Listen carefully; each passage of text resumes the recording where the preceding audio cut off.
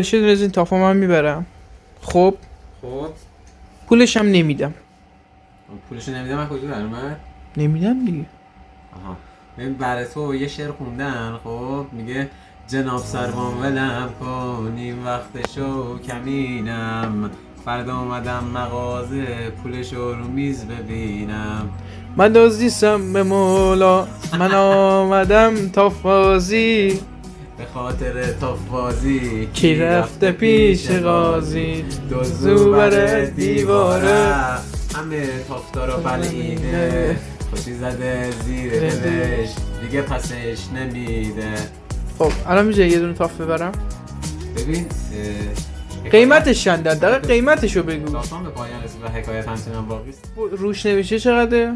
قیمتی که روش نوشته 100 و اگه اشتباه نکنم 170 خورده ایه. خب 179 و 900 یعنی همون 180 دیگه. خب 180. آره. اما خب قیمت ها رو تخفیف هم گذاشتین. آره. فوق العاده با کیفیت. ببین سفیدک نمیزنه موها، اون تثبیت موت عالی باقی میمونه و یه درخشندگی خیلی طبیعی داره، مثل تافتای دیگه نه که مثلا حالت چسب مانند میکنم اون رو به این شکل نیست، خیلی طبیعی.